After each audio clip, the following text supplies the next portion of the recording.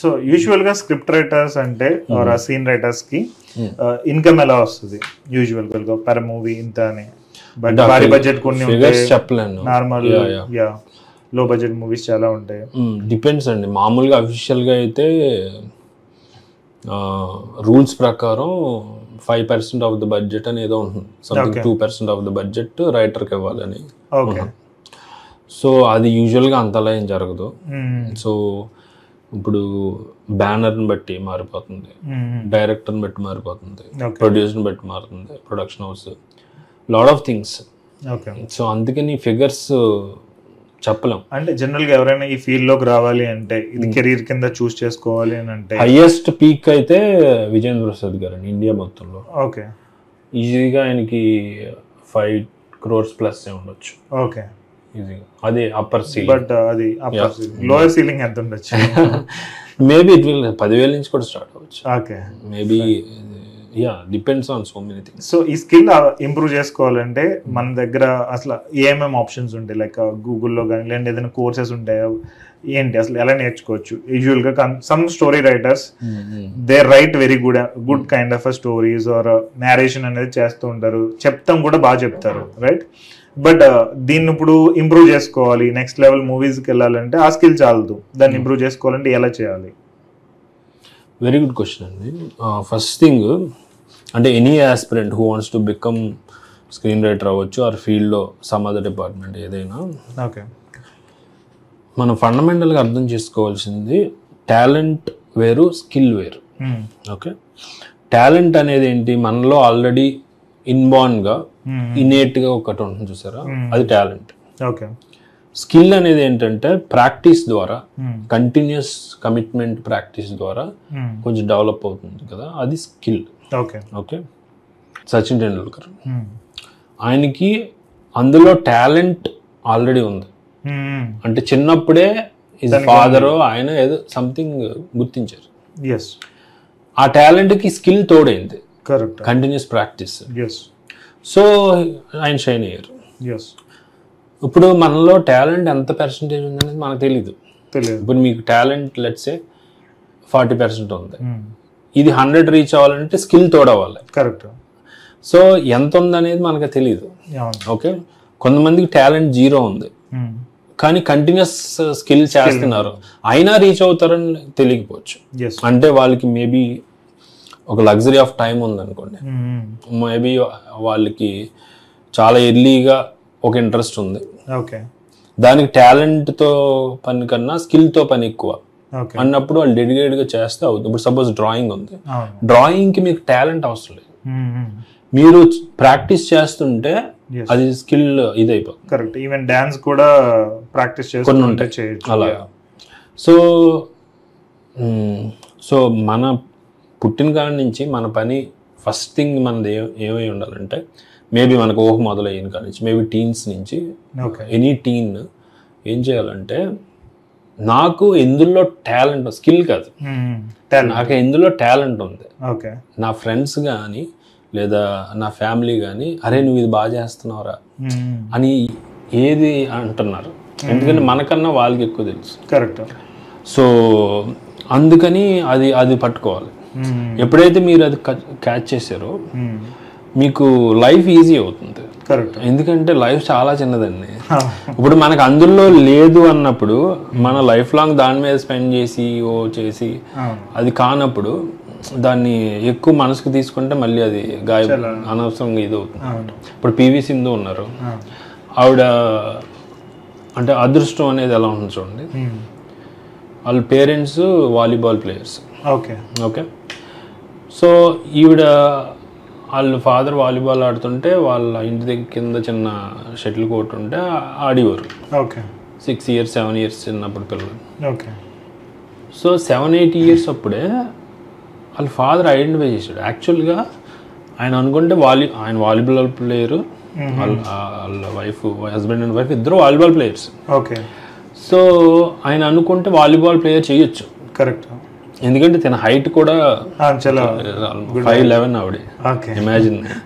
So వాలీబాల్కి height advantage కదా, అలా చేయొచ్చు. కానీ వాళ్ళు ఫోర్స్ చేయలేదు, దే ఐడెంటిఫైడ్ ఎర్లీ దట్ తన టాలెంట్ షటిల్లో ఉంది, చూద్దాం కొంచెం స్కిల్ డెవలప్మెంట్ చేద్దాం దీనికి అని చెప్పేసి అందులో మొదలుపెట్టారు స్లోగా. అది సో అంటే ఎన్నో ఫ్యాక్టర్స్ ఉంటాయండి, మనం ఊరికే ఒక డెసిషన్ అలా తీసుకుంటే అయిపోతుంది.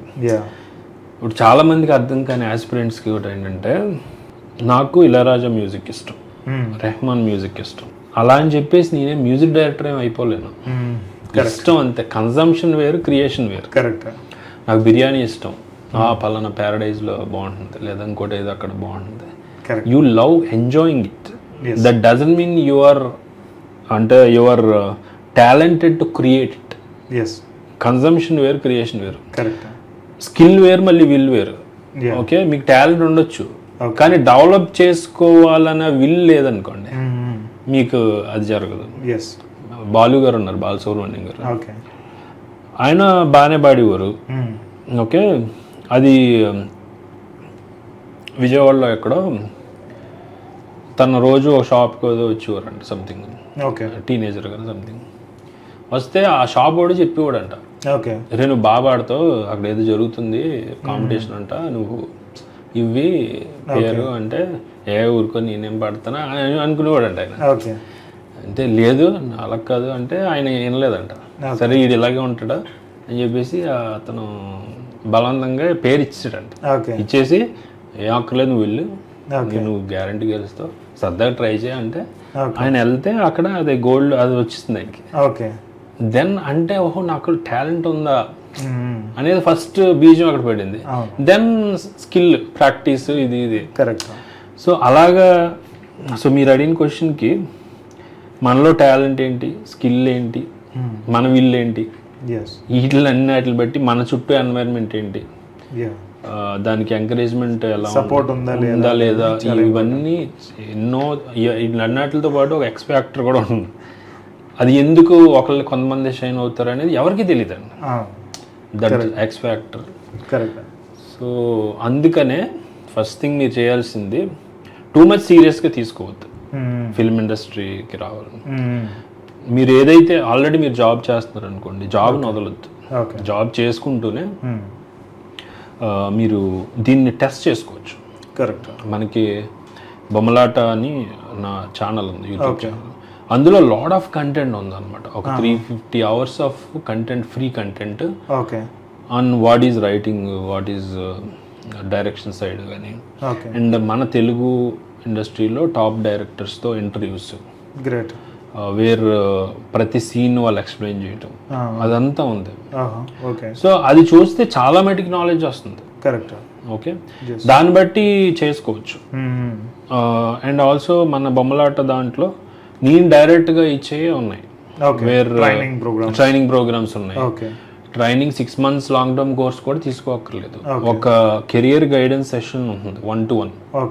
సో ఆ 1-to-1 సెషన్లో 2 hours నేను అతనితో కూర్చుని అతను అడిగే క్వశ్చన్స్ని బట్టి, అతను ఇచ్చే ఆన్సర్స్ బట్టి నాకు ఒక అంచనా వస్తుంది. దాంతో నేను తనకి వచ్చిన ఆస్పిరెంట్కి ఒక చిన్న సిచ్యువేషన్ చెప్పి ఒక సీన్ రాయమంట. ఆ సీన్ ఒక 1 week అది రాసి అయినా నెక్స్ట్ వీక్ వస్తే నేను దాన్ని అనాలిసిస్ చేసి ఇది బాగుంది, ఇది బాగలేదు, ఇది మీరు కొంతమంది ట్రైనబుల్గా ఉంటారు, కొంచెం ఉందే కొంచెం షైన్ అప్ చేస్తే బాగుంటుంది అంటారు, మీరు ఇది అని క్లియర్గా అక్కడికక్కడే తేలిపోతుంది. సో అలా చేసుకోవచ్చు అన్నాను. అండ్ అన్నిటికన్నా ముఖ్యంగా చాలామంది ఆస్పిరెంట్స్ చేసే మిస్టేక్ ఏంటంటే, అంటే laying their ladder on a wrong wall. So film ఇండస్ట్రీకి వెళ్ళాలి అని జాబ్ మానేసి వచ్చేసి, సో నేను రైటింగ్ సైడ్ వస్తా లేదా డైరెక్షన్ సైడ్ అనుకుని వీళ్ళు మొత్తం బ్యాగేజ్ అంతా వాళ్ళ ఫైనాన్షియల్ స్ట్రగుల్స్ ఇవి అని తీసుకుని ఆ నిచ్చిన ఎక్కడం మొదలెడతారు. ఆల్రెడీ బరువు వేసుకున్నారు, సో ఆ నిచ్చిన హైట్ చాలా ఉంది అంటే maybe it will take 1 year 2 years. అదంతా తెలీదు. సో ఆవిడ ఎక్కాక పైకి వెళ్ళాక, అరే మనం ఎక్కాల్సిన ఈ గోడ కాదు, నేను ఇచ్చిన పొరపాటుని ఈ గోడకి వేసా, I do not belong to film industry, I belong to some other అని రియలైజ్ అయితే అప్పటికి 2-3 years, సమ్ టైమ్స్ 5 years అయిపోతుంది. అసలు ఫిల్మ్ ఇండస్ట్రీలో టైం అనేది జస్ట్ లైక్ దట్. సో అందుకని ఇట్స్ అంటే చాలా కాన్షియస్గా తీసుకోవాలండి. ఓకే.